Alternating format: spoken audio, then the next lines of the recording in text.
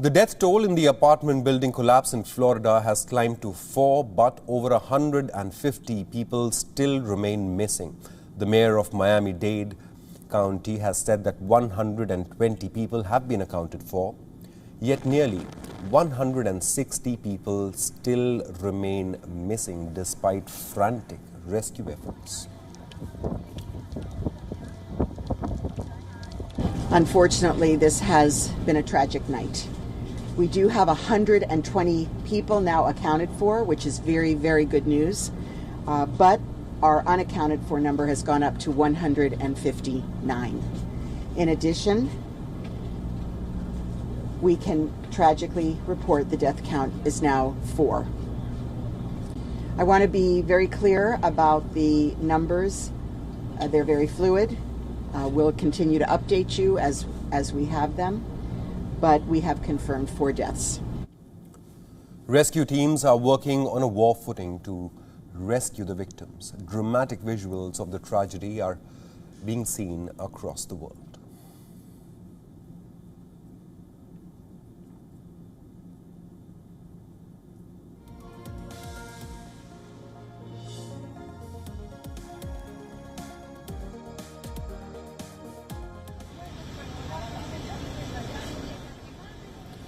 Nearly 160 people are unaccounted for and at least 4 dead after a seaside condominium tower collapsed into a smoldering heap of twisted metal and concrete. Rescuers used both heavy equipment and their own hands to comb through the wreckage on Friday, with an increasingly desperate search for survivors continued.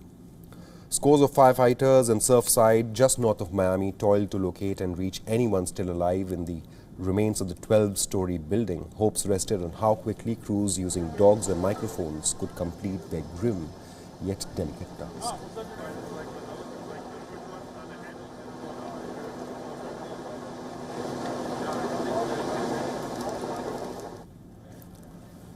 Visitors laid flowers for those missing at the building collapse site. Over 120 people have been rescued so far, thankfully, but the kin of those still not found are agonizingly waiting for news about their loved ones. I slept there Sunday night, had to go to California to work in Watsonville, only to wake up in the middle of the night to hear this horrific news. Coming here, it's much different than seeing it. The situation behind us is actually getting worse by the day because of the smoke and little fires that are breaking out. They're spraying water on top of it to put out the fire, but that creates even more smoke. As you can see the smoke, it's not a good condition. Even if there are air pockets, it's very concerning to myself and my family. According to a study led by Florida International University, the land on which the tower stood had shown signs of subsidence since 1990. Authorities say they would evaluate every bit of data available, including raw materials, to detect what could have possibly gone wrong. US President Joe Biden has offered federal aid to help the authorities and the victims. I've spoken with, coincidentally, the mayor of Miami-Dade was in my office yesterday. And I talked to her today, not about that, obviously. And so I had a long discussion with her today. I've also spoken with, we've been in contact with the Congresswoman, Debbie Wasserman Schultz, who has that district. We've gotten in touch with FEMA. They're ready to go. The governor is going to have to, we can't, they're down inspecting what they think is needed.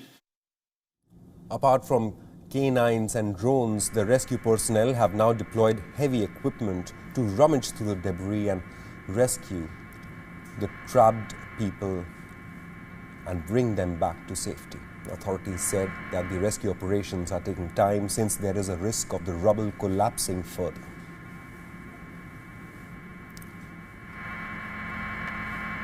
WION is now available in your country. Download the app now and get all the news on the move.